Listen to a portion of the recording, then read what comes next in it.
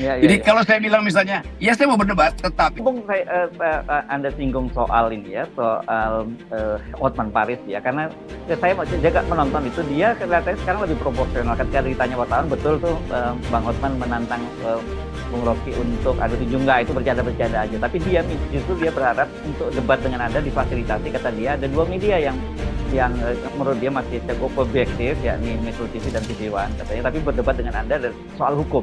Itu menurut saya kalau itu soal seperti itu cukup menarik sih Bung Rocky gitu, untuk menunjukkan, karena dia menantang untuk menunjukkan bahwa oke, siapa sebenarnya yang otaknya lebih cemerlang gitu, tapi bukan soal cincin yang lebih cemerlang.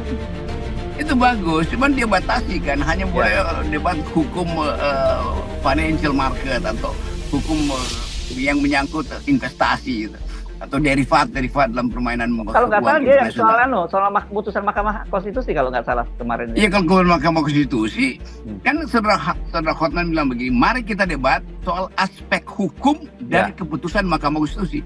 Mestinya kita berdebat aspek politis dari keputusan Mahkamah Konstitusi, atau aspek filosofis, aspek kebudayaan.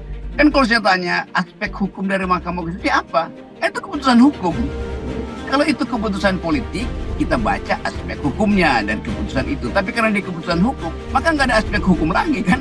Aspeknya adalah aspek non hukum yang mesti kita evaluasi. Masa keputusan Mahkamah Konstitusi yang merupakan keputusan hukum mau dibahas lagi aspek hukumnya? Itu sama dengan jeruk, nanam jeruk, terus dia kupas jeruk, terus dia minum jeruk sendiri kan? Itu kacaunya di situ logikanya Saudara Hotman Paris ini itu. Jadi dia mau ajak saya berdebat untuk hal yang ya pada akhirnya orang tertawa.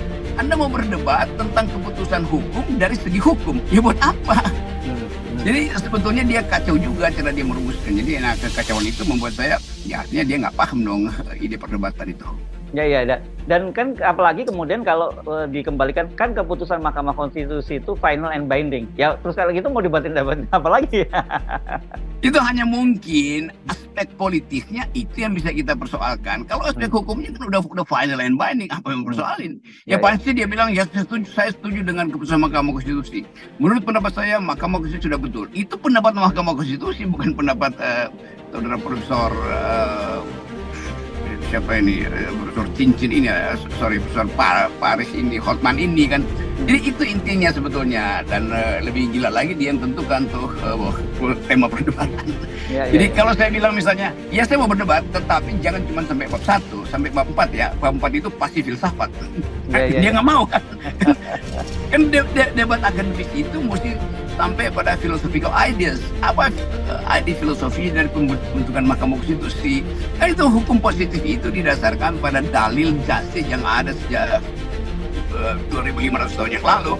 Jadi kalau dia tanya bagaimana berdebat tentang keputusan hakim, pertama-tama baca Politeia. Apa itu? Itu buku pertama tentang kehidupan di Republik oleh Plato. Oh, itu nggak perlu saya baca. Kalau begitu baca buku The Law, baca buku Plato yang menulis tentang fungsi hukum dalam politik. Oh, itu filsafat, loh itu hukum justru. Jadi banyak hal yang ya buat saya kan itu saya malas sebetulnya ladenin. Tapi ya udahlah, mau diapain, orang yang berupaya untuk panjat sosial ya nggak mungkin saya ajak panjat tebing.